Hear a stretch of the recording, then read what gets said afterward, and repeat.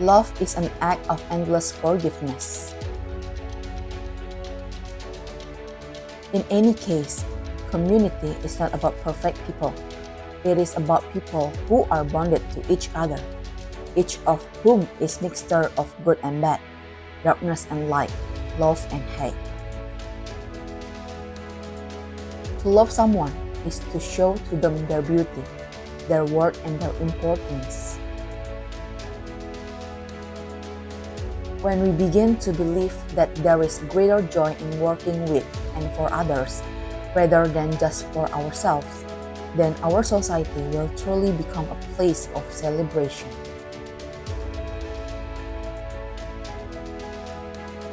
Growth begins when we start to accept our own weakness. Community is not an ideal, it is people. It is you and I. In community, we are called to love people just as they are with their wants and their gifts, not as we want them to be. A growing community must integrate three elements: a life of silent prayer, a life of service, and above all, of listening to the poor, and a community life through which all its members can grow in their own gift. This is the fruit of love, a love that is also justice. But to grow in love requires work, hard work, and it can bring pain because it implies loss of the certitudes, comforts and hurts that shelter and define us. One of the marvelous things about community is that it enables us to welcome and help people in a way we couldn't as individuals.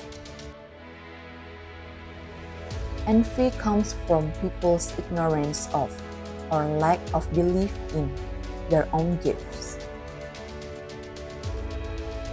The strong need the weak as much as the weak need the strong. A community which refuses to welcome, whether through fear, weariness, insecurity, a desire to cling to comfort, or just because it is fed up with visitors, is dying spiritually. Love doesn't mean doing extraordinary or heroic things. It means knowing how to do ordinary things with tenderness. I am struck by how sharing our weakness and difficulties is more nourishing to others than sharing our qualities and successes. In the end, the most important thing is not to do things for people who are poor and in distress, but to enter into relationship with them, to be with them and help them find confidence in themselves and discover their own gift.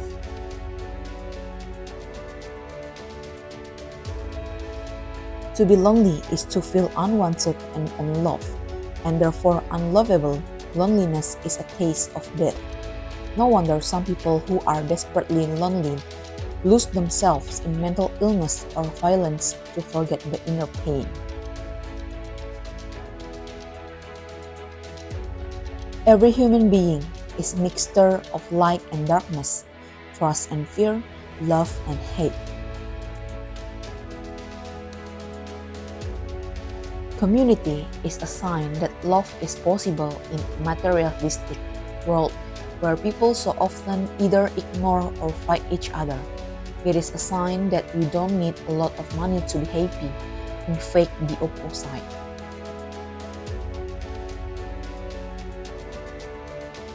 Each person is sacred, no matter what his or her culture, religion, handicap, or fragility.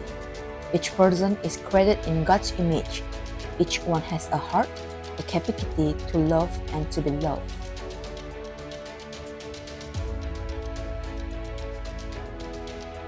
When we judge, we are pushing people away.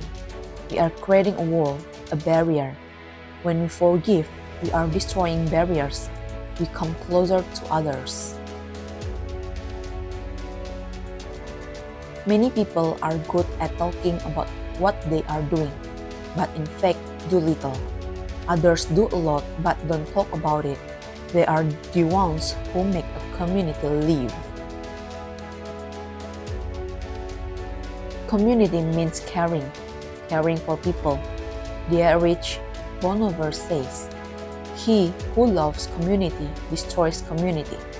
He who loves the brethren builds community." A community is not an abstract ideal. Every child, every person needs to know that they are a source of joy. Every child, every person needs to be celebrated. Only when all of our weaknesses are accepted as part of our humanity can our negative, broken self-images be transformed. Wisdom is something that comes little by little through a lot of listening.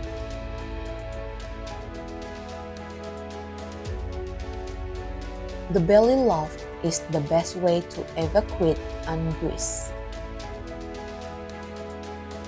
Prayer is like a secret garden made up of silence and rest and inwardness. But there are 1,001 doors into this garden, and we all have to find our own.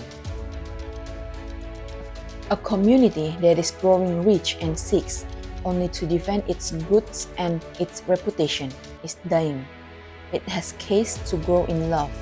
A community is alive when it is poor and its members feel they have to work together and remain united, if only to ensure that they can all eat tomorrow.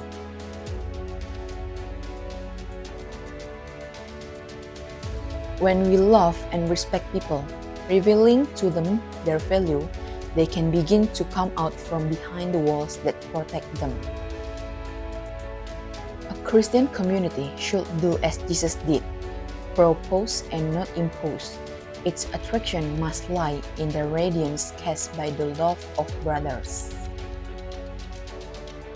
Look at your own poverty, welcome it, cherish it, don't be afraid, share your death, because thus you will share your love and your life. There is nothing stronger than a heart which loves and is freely given. People cannot accept their own evil if they don't at the same time feel loved, respected, and trusted. Community begins in mystery and ends in administration. Leaders move away from people and into paper. We don't know what to do with our own pain, so what to do with the pain of others? We don't know what to do with our own weakness, except hide it or pretend it doesn't exist. So, how can we welcome fully the weakness of another if we haven't welcomed our own weakness?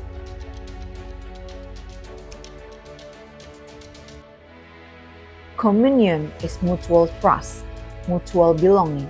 It is the to and fro movement of love between two people where each one gives and each one receives.